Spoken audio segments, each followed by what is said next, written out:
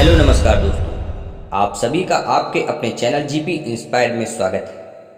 मित्रों, कभी कभी हमारी ज़िंदगी में समस्याएं या मुश्किलें आती हैं तो हम में से ज़्यादातर लोग सोचते हैं कि ऐसा मेरे साथ ही क्यों हो रहा है। यही सोचकर धीरे धीरे हमारे अंदर घोर निराशा पैदा करके हमारी ज़िंदगी को एक बोझ बना देती है। ऐसे में ज़रूरत है कि हम खुद पर भरोसा रखें और अपनी पूरी ताकत के साथ उनका मुकाबला करें, और ऐसा तब तक करते रहें जब तक हम उस पर विजय हासिल न कर लें। आप सोचेंगे कि यह कैसे संभव है, लेकिन विश्वास मानिए, जिंदगी में कुछ भी असंभव नहीं है। यह कहानी इसी को सच कर रही है। तो कहानी में आगे बढ़ने से पहले अगर आप हमारे चैनल में नए हैं तो चैनल को सब्सक्राइब करके बेल आइकन जरूर प्रेस कर लीजिए। 4 दिसंबर 1982 को ऑस्ट्रेलिया में एक बच्चे का जन्म हुआ जिसका नाम निक वॉयजिस था। निक वॉयजिस अन्य बच्चों की तरह स्वस्थ थे, लेकिन उनमें एक कमी थी। वे फोकोमेलिया नाम के एक दुर्लभ विकार के साथ पैदा हुए थे, जिसके कारण उनके दोनों हाथ पैर नहीं थे। डॉक्टर हैरान थे कि निक वॉयजिस के हाथ पैर क्यों नहीं। निक वॉयजिस के माता पिता को यह चिंता सताने लगी कि निक वॉयजिस का जीवन कैसा होगा, एक बिना हाथ पैर वाले बच्चे का भविष्य कैसा होगा। मित्रों, यह बहुत ही रोचक कहानी है। इससे आपको बहुत बड़ी सीख मिलने वाली है, तो कहानी को बीच में मत स्किप कीजिएगा। बचपन के शुरुआती दिन बहुत मुश्किल थे। निक वॉयजिस के जीवन में कई तरह की मुश्किलें आने लगी। उन्हें न केवल अपने स्कूल में कई तरह की मुश्किलों का सामना करना पड़ा, बल्कि उनकी विकलांगता और अकेलेपन से वह निराशा के अंधकार में डूब चुके थे। वे हमेशा यही सोचते थे और ईश्वर से प्रार्थना करते थे कि काश उनको हाथ पांव मिल जाते। वे अपनी विकलांगता से इतने निराश थे कि 10 वर्ष की उम्र में उन्होंने आत्महत्या करने की कोशिश की, लेकिन फिर भी उनके मां के द्वारा दिए गए एक लेख से पढ़कर उनका जीवन के प्रति नजरिया पूरी तरह से परिवर्तित हो गया। यह लेख एक समाचार पत्र में प्रकाशित हुआ था, जो एक विकलांग व्यक्ति की अपनी विकलांगता से जंग और उस पर विजय की कहानी थी।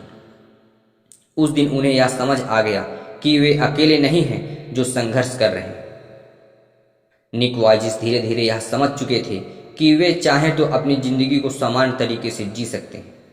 निक ने धीरे धीरे पैर की जगह पर निकली हुई उंगलियां और कुछ उपकरणों की मदद से लिखना और कंप्यूटर पर टाइप करना सीख लिया।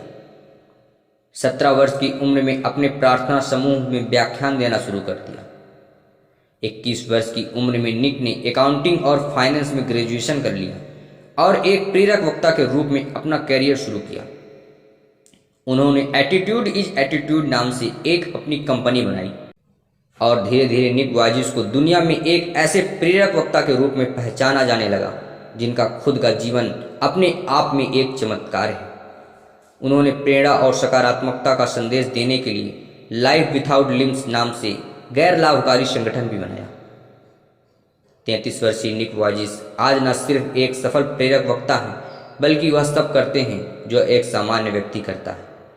जन्म से ही हाथ पैर न होने के बावजूद वे गोल्फ व फुटबॉल खेलते हैं, तैरते हैं, स्काई ड्राइविंग और सर्फिंग भी करते हैं। यह अपने आप में एक उल्लेखनीय उपलब्धि है, लेकिन इससे ज़्यादा प्रभावित करने वाली बात यह है कि उनके जीवन के प्रति खुशी और शांति की सम्मोहक भावना। आज वे दुनिया को जिंदगी जीने का तरीका सिखा रहे हैं।